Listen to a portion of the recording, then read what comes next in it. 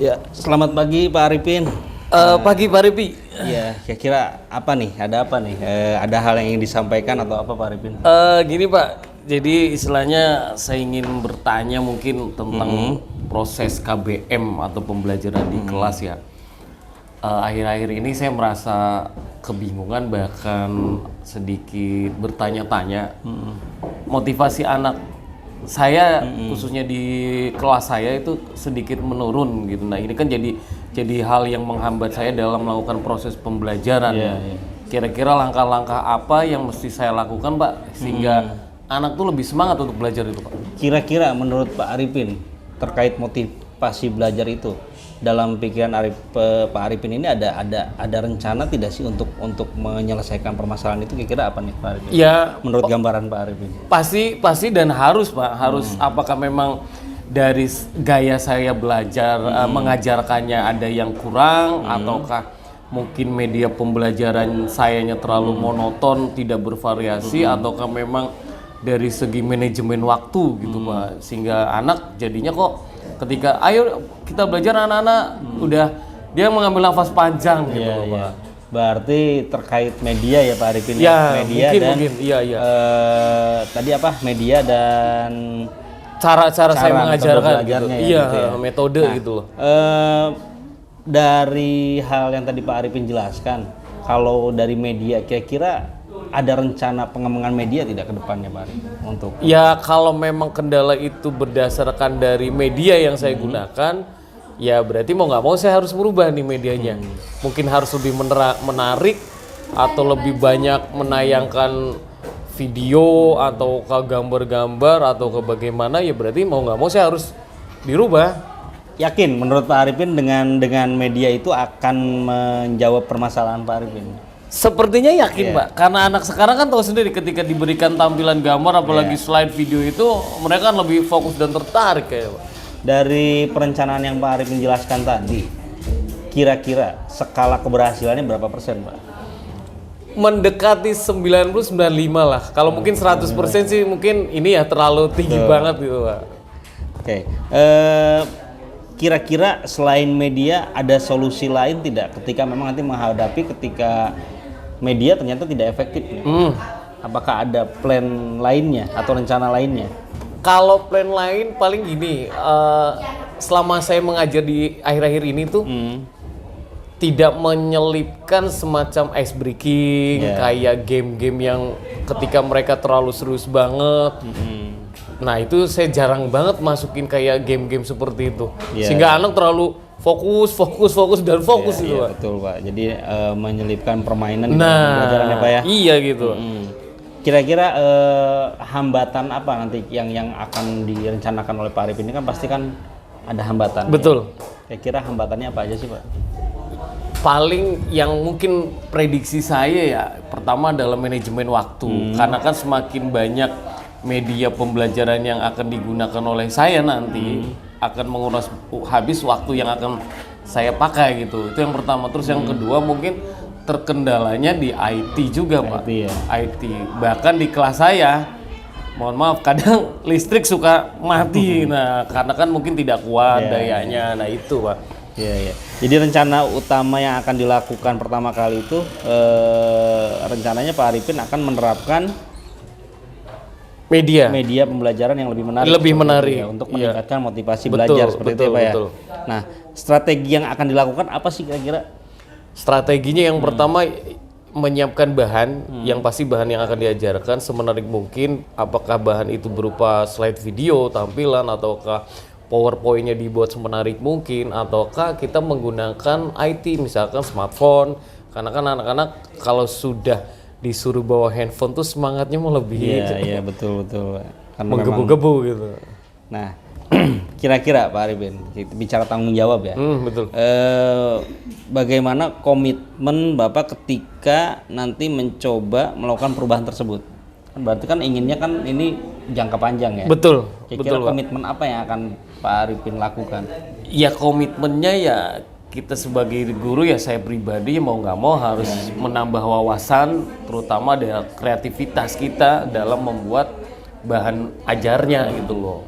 Karena kan semakin semenarik bahan ajar itu berarti kan kita juga harus ditunjang kemampuan kita sendiri Iya, untuk mencari bahan. Mungkin seperti itu Pak kayaknya Pak.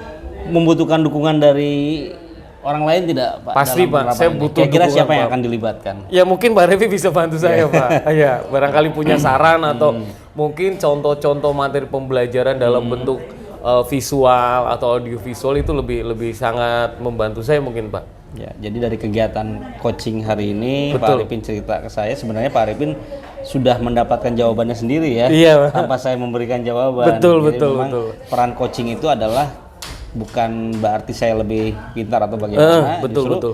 kita ini sejajar dan Pak Arifin bisa menemukan solusi itu sendiri. Betul, betul, gitu, betul. Pak. Minimal kan sebagai saya juga menambah wawasan bahwa ketika anak harus menarik tuh strateginya begini kan. Selama ini kan mungkin saya selalu sendiri, apakah itu sendiri kan belum tentu apakah yang saya lakukan itu baik atau tidak kan seperti itu. Nanti kan berarti kita perlu ada tindak lanjut nih Pak Arifin Betul, ya, setelah dari kegiatan coaching ini.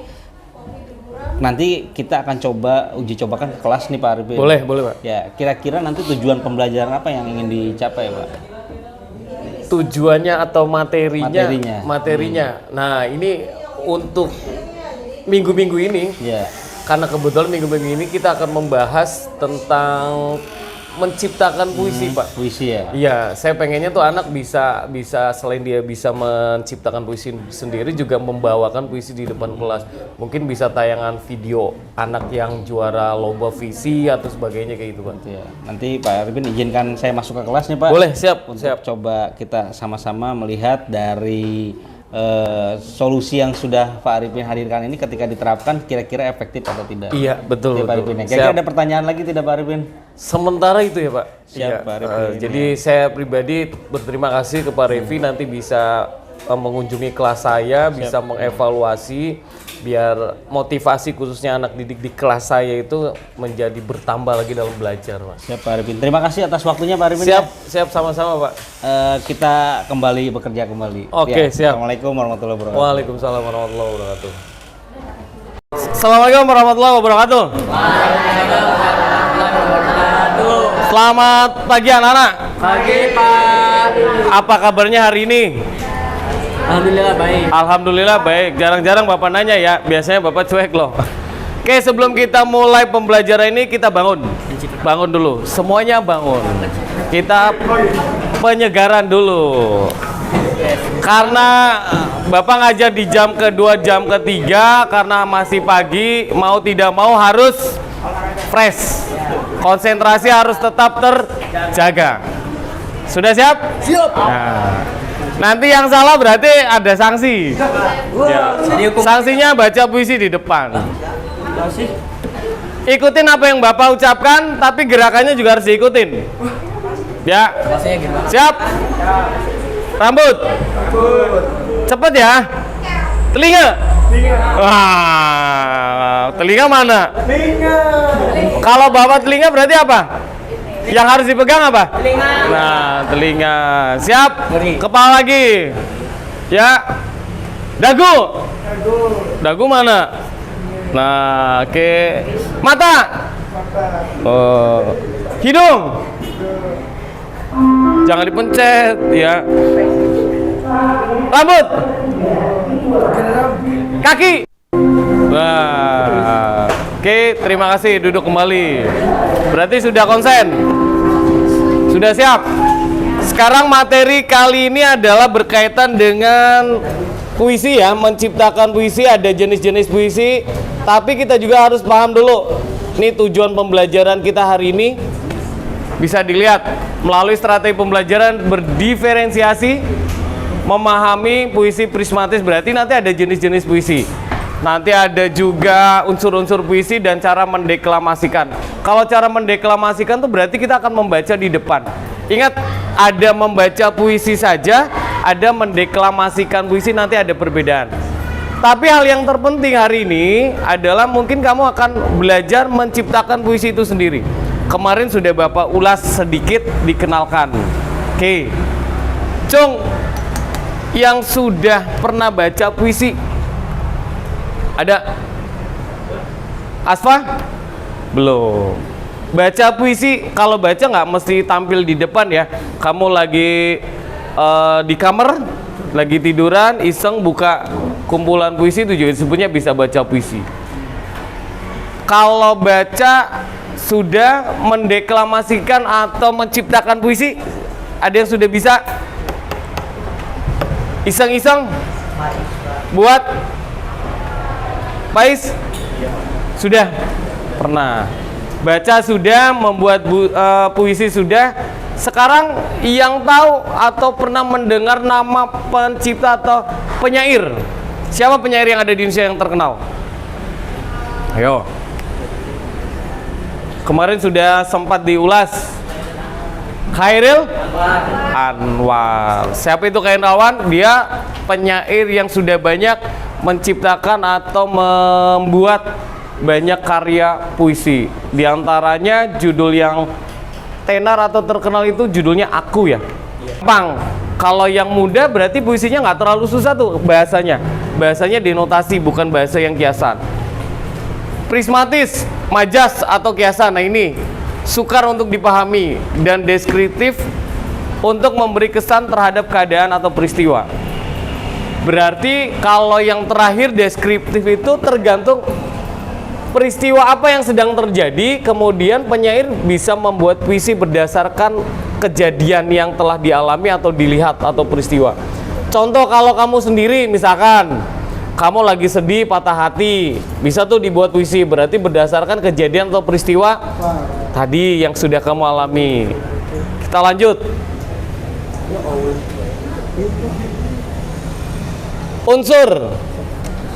Unsur ada di dalam sebuah puisi.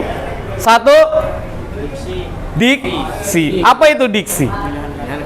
Pilihan kata. Pilihan kata dalam diksi itu kadang membuat kita terbawa perasaan, apalagi pada saat kita melihat orang membacakan atau membawakan puisi di depan kita. Kemudian ada imaji, menimbulkan khayalan. Dari mana imaji itu bisa terlihat? Bisa terdapat dari dalam diksi ini. Rima persamaan bunyi, ini ya, ada AB, AA, BB. Tahu rima? Bunyi terakhir kata di belakangnya. Irama naik turun, keras lembut, tinggi rendah, panjang pendek. Dan tipografi. Nah ini tipe, pembeda antara puisi dan sebuah prosa. Tahu prosa? Prosa itu karangan. Ya. Kalau karangan kan biasanya bentuknya paragraf, alinea. Terus kalau prosa itu jarang menggunakan kata-kata yang indah. Ya, kalau puisi kan biasanya bentuknya larik dan bait atau baris. Kita lanjut.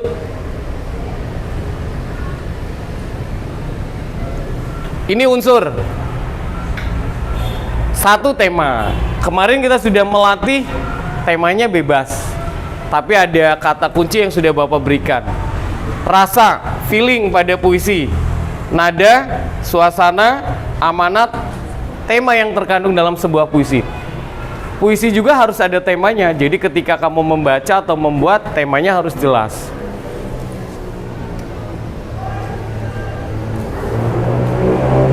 Ini jenis-jenis membacanya ya. Penyampaian. Satu, membacakan puisi. Nah ini, sekarang juga setelah kita nanti belajar membuat, kita akan sedikit mempraktekkan bagaimana cara membaca puisi. Kalau hanya membaca puisi dengan bahasa lisan atau ucapan, tanpa menggunakan teknik yang lain juga itu disebutnya bisa baca. Hanya tampil di depan, baca, selesai. Tapi ketika yang poin kedua, mendeklamasikan akan berbeda. Kalau mendeklamasikan berarti dia harus paham dan menghayati, kemudian menggunakan teknik-teknik cara membaca puisi. Misalkan ada apa di dalam membaca puisi? Ada mimik. Mimik itu berarti apa? Raut muka. Kemudian ada gestur. Gestur apa? Gerakan tubuh. Kemudian ada apa lagi? Blocking. Blocking apa? Penguasaan panggung. Misalkan kamu baca di sini, panggungnya di sini, berarti kamu boleh memanfaatkan, boleh gerak ke kanan, kiri, depan, belakang. Tapi kalau cuma membacanya saja, itu tidak memperhatikan unsur-unsur tersebut. Jadi hanya baca, diam, lihat teks, ya sudah, selesai.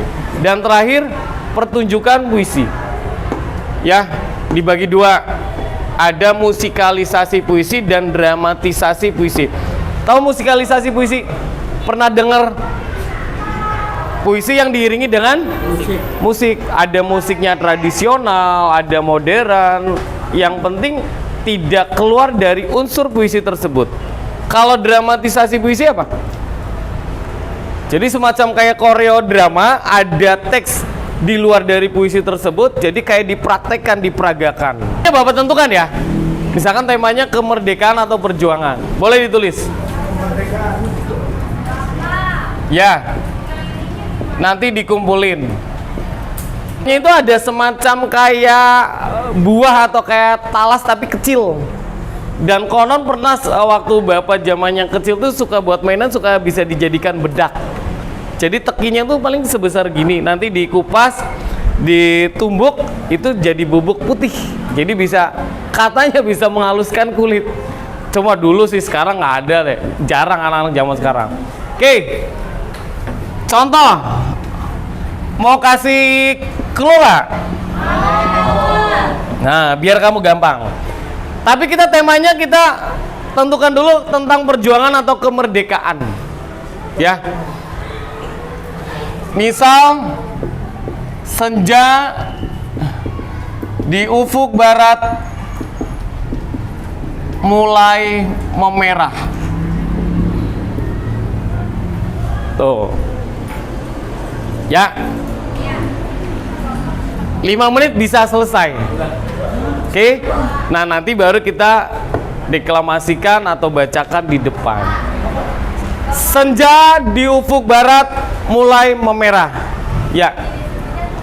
Boleh berdiskusi saja. Iya. Silakan kerjakan. Ya. Boleh diskusi dengan satu meja. Temanya kemerdekaan. Temanya tadi. Tema bukan judul ya. Kalau tema kan bisa.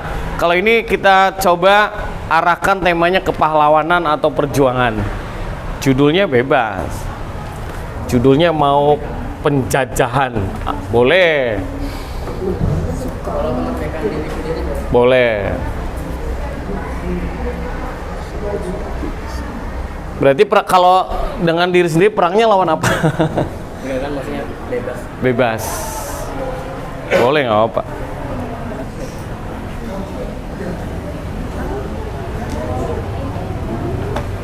Bangsa satuan apaan? Bangsa satuan. Emang ada bangsa duaan? Bisa tadi utusan Belanda mulai berdatangan. Kan kayak gitu. Iya, ya terserah, beda. Beda juga nggak apa-apa, sama nggak apa-apa. Apa Pak? Iya, mau tukang babon. Bangsa. 2 menit lagi. Enggak apa-apa. Enggak apa-apa Pak.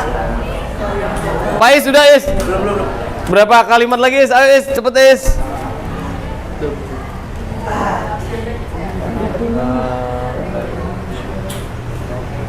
T-nya bisa, teriakan bisa. Teriakan kata merdeka. Nah, kan gitu. Bisa.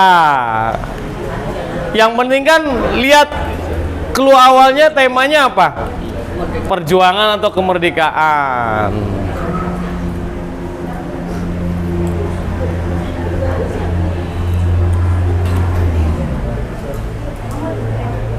Kalau kemerdekaan berarti ingat ya, nanti ketika membacakan atau mendeklamasikan dengan semangat.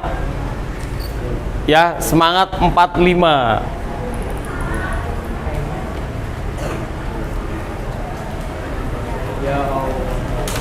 Yang E ini boleh misalkan nyahlah kau wahai penjajah. E yang ininya entah sampai kapan bumi ini dijajah. Ya, terakhir tadi clue-nya boleh. Indonesia tetap merdeka. Ya, boleh. Tuh sudah banyak baris yang Bapak kasih bonus.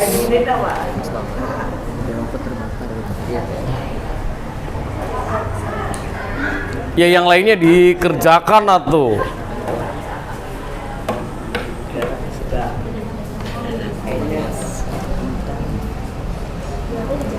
Ayo Pak Is.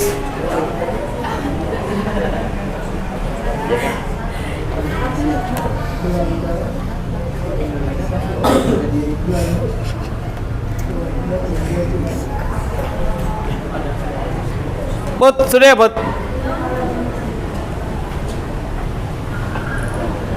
Lihat, sudah jadi tuh. Tet, udah aja. Bukan saya yang rusak. Alah. Siap, bentar. Nyambung. Apalagi ya Pak? Hmm? Apalagi?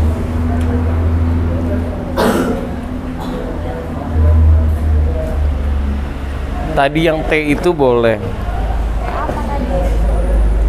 Tanpa kusadari atau teriakan kata merdeka. Entah sampai kapan aku bisa bertahan. Emang bisa tak Pak? Tanah kami Pak. Iya. Oke. Sambil berjalan. Belum Pak. Nanti tinggal yang sudah bisa tampil, tapi ini Bapak akan tampilkan.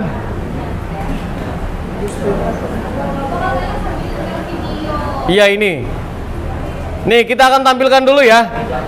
Ini video, berarti nanti jenis-jenis puisi tuh. Ya, ada kan yang mengisahkan tentang sosok, berarti ini tentang sosok ibu. Coba semuanya perhatikan dulu ke depan. Nanti yang sudah membuat deklamasi karya puisinya bisa langsung tampil ke depan. Dengarkan, simak, pahami, dan gayanya. Coba Wid, perhatikan dulu. Mana sih? Wait.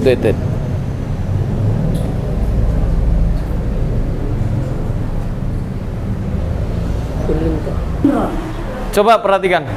Dalam karyanya Ibu.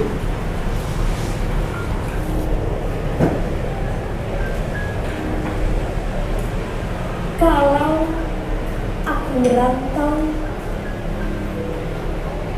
lalu datang musim kemarau, sumur-sumur kering, daunan pun gugur bersama derangku. Hanya mata air matamu, Ibu, yang tetap lancar mengalir.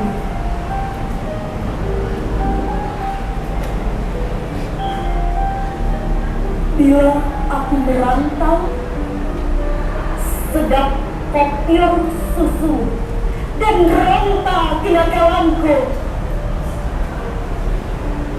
Di hati ada mayat siwalan memutihkan sari-sari kering biru. Lantaran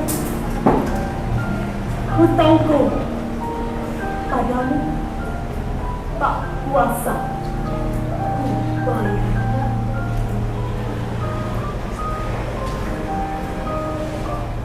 Ibu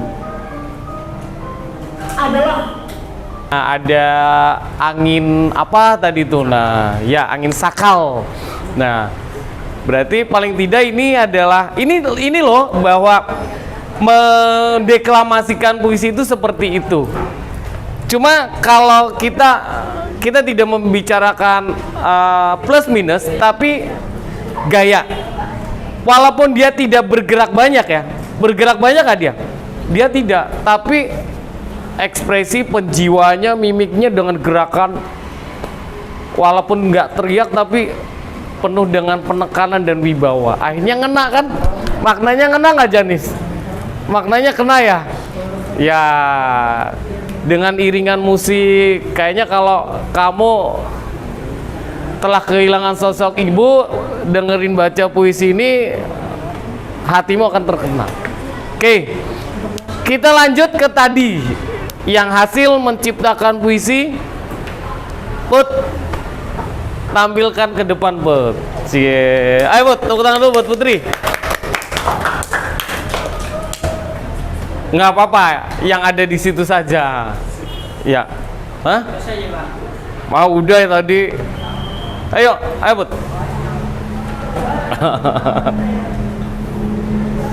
Laki-laki siap? Pais sudah. Ayo Put.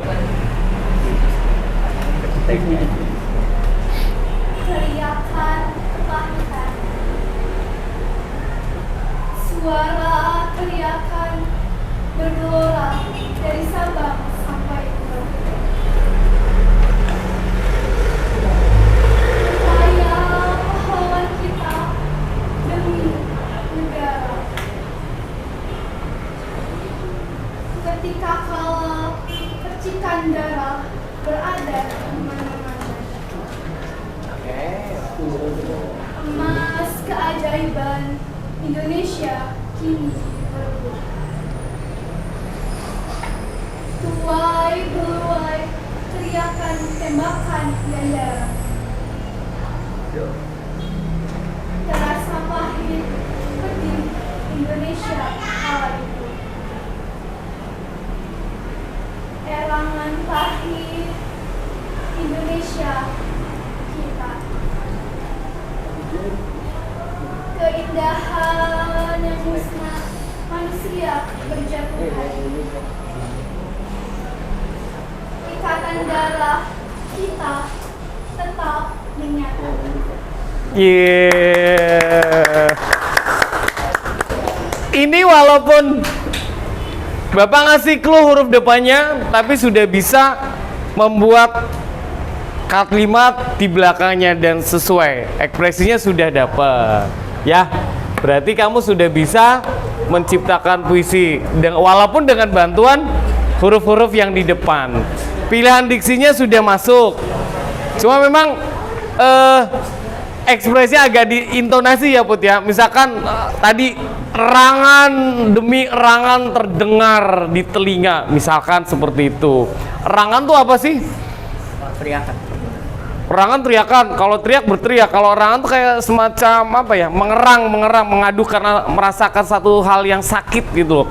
Misalnya karena korban tembakan, penjajahan atau penindasan. Ya, Ais, sip. 2 sampel cukup ya. Ayo Is. Jangan lupa pengarangnya, misalkan goresan pena Faiz 8G. Oke. Siap.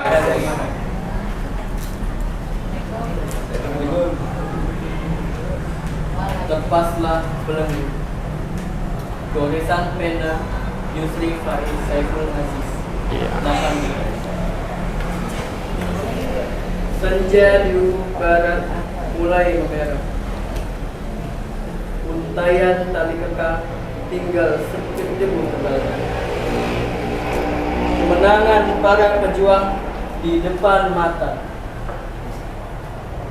Entah kapan, namun pasti telah tiba waktu kemerdekaan. Tuhan pasti memenangkan kita. Ekspresi semangat telah berkobar. Kemerdekaan itu pasti adanya. Indonesia yang tercipta untuk selamanya. Yeah. Sip. Oke, terima kasih. Bagus ya. 2 contoh, yang perempuan diwakili oleh Putri, yang laki-laki diwakili oleh Pak Is. Nanti jangan lupa hasil karyanya yang sudah dibuat kemarin ataupun yang sekarang bisa dikumpulkan. Nanti bisa dijadikan satu kumpulan puisi karya siswa SMP Negeri 7. Oke, sebelum kita mengakhiri, kita evaluasi dulu. Tadi yang pertama adalah pengertian puisi. Kita sudah tahu adalah karya sastra yang mengandung unsur-unsur keindahan. Tadi jenis-jenis puisi sudah, unsur-unsur puisi yang ada juga sudah dibahas, cara membuat juga sudah, dan mendeklamasikan juga sudah. Oke, Bapak harap teruslah rajin dan kreatif. Jangan ada kata menyerah, jangan ada kata saya tidak bisa, tapi cobalah untuk satu hal yang baru, untuk satu hal yang bermanfaat. Terima kasih, pertemuan kali ini Bapak tutup. Kita ketemu lagi minggu depan. Assalamualaikum warahmatullahi wabarakatuh. Ya, assalamualaikum warahmatullahi wabarakatuh. Waalaikumsalam warahmatullahi wabarakatuh. Ya, kita bertemu lagi Pak Arifin. Kebetulan sekarang sudah dihadiri oleh Ibu pengajar praktik saya untuk melakukan coaching yang kemarin kita bahas kemarin. Iya, Pak. siap Pak Arifin. Langsung saja ke pembahasan ya Pak Arifin ya. Kemarin kan Pak Arifin itu memiliki masalah terkait motivasi belajar. Motivasi dan minat ya, iya betul. Kemarin kan kita sudah uji coba nih Pak di kelas. Betul. Pak Arifin kan terfokus kepada media pembelajaran ya Pak ya waktu itu ya.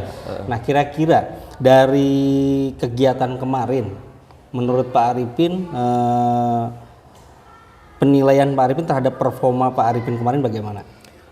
Kemarin setelah kita konsultasi di awal ya Pak ya, ternyata memang saya menemukan satu hal yang baru. Ternyata pada saat pembelajaran di awal-awal itu, kenapa motivasi dan minat anak itu berkurang atau kurang, ternyata di materi atau model pembelajaran. Ketika saya rubah, kita menampilkan media atau pembelajaran yang menarik, saya tampilkan video-video, ternyata anak lebih antusias dalam belajar. Terutama kemarin di materi tentang puisi. Kemarin memang saya hanya mengajarkan teori tanpa menampilkan sebuah video. Jadi anak itu angan-angannya kemana-mana, tapi ketika saya menampilkan video tampilan dari berbagai macam contoh siswa menampilkan atau cara membaca video, anak sangat tertarik dan antusias. Akhirnya tertarik bagaimana ingin mengikuti atau meniru bahkan gaya yang ditampilkan video seperti itu Pak Revi. Jadi lebih hidup lah suasananya. Ya. Nah dari skala penilaian menurut Pak Arifin sudah mencapai berapa persen Pak? Ya mungkin 90% sudah nyampe. Daripada yang kemarin mungkin dari baru mengemukakan materi puisi anak udah nafas panjang gitu Pak. Jadi seperti itu Pak. Kira apa yang membuat Pak Arifin bisa menilai di angka 90%? Ya karena satu semangat. Karena dia sangat tertarik, fokus memperhatikan video tersebut di dalam media pembelajaran seperti itu Pak Arifin. Ya. Boleh saya menyampaikan hasil pengamatan saya Pak Arifin? Boleh Pak. Dari apa yang sudah Pak Arifin sajikan memang menurut saya memang sudah melebihi dari apa yang diharapkan sebenarnya Pak Arifin ya. Iya. Tapi ada sedikit catatan mungkin perlu pengembangan media pembelajaran gitu. Nah, nanti ke depan berarti fokus area yang ingin dikembangkan oleh Pak Arifin ini di bagian apa Pak? Mungkin apa ya? Bagaimana anak ini lebih berkreatif lebih lagi. Makanya kemarin memang karena ada kendala juga Pak Devi ya. Kemarin itu di manajemen waktu. Jadi ketika anak sedang asik-asiknya belajar, tiba-tiba sudah habis pembelajaran. Akhirnya anak yang lain nggak kebagian gitu Pak. Jadi ada sempat juga Pak saya belum kebagian kok karena saking antusiasnya seperti itu Pak. Baik. Dari kegiatan yang sudah rangkaian kegiatan yang sudah kita lakukan nih Pak Arifin. Iya. Kira-kira gambaran yang terbayang oleh Pak Arifin ke depan Pak Arifin akan melakukan apa terkait dengan area yang dikembangkan tadi Pak, terkait motivasi belajar, kemudian manajemen waktu, kira-kira apa Pak yang akan dititik beratkan adalah kita akan mungkin lebih menyimpelkan atau lebih membuat simpel Pak materi. Kemarin juga saya sempat terlupakan juga karena mungkin saya pikir dengan asiknya siswa belajar itu materinya terlalu panjang juga nih. Harusnya kan langsung lebih simpel, to the point karena diseimbangkan dengan manajemen waktu itu Pak. Jadi saking asiknya materi itu melebar, ternyata waktunya yang nggak keburu Pak gitu Pak. Mungkin itu titik beratnya sih Pak. Siap. Baik Pak Arifin, dari rangkaian kegiatan coaching yang sudah kita lakukan nih Pak Arifin, kira-kira gambaran Pak Arifin yang dirasakan manfaat dari coaching ini apa sih?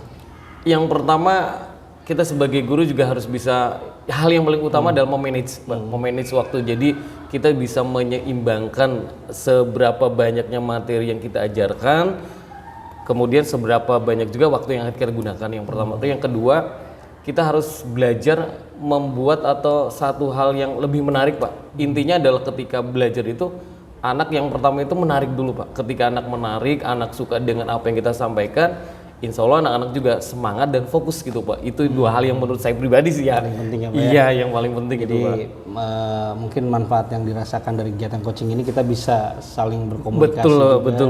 gitu kan ya. Iya. Dan memang diperlukan kolaborasi. Nah, gitu ya, Pak betul. Arifin, ya. Karena saya sendiri tidak bisa berdiri sendiri karena butuh teman sejawat untuk melakukan sharing gitu. Karena tanpa ada teman sejawat itu kita juga nggak tahu apakah apa yang sudah kita lakukan itu benar atau tidak sesuai dengan prosedur seperti itu, Pak. Betul Pak Arifin. Iya. Ya, untuk memastikan kembali dari kegiatan observasi sampai dengan pasca, sebenarnya kalau kita melihat kan Pak Arifin sudah menemukan jawabannya Betul, sendiri ya Pak betul, ya. betul.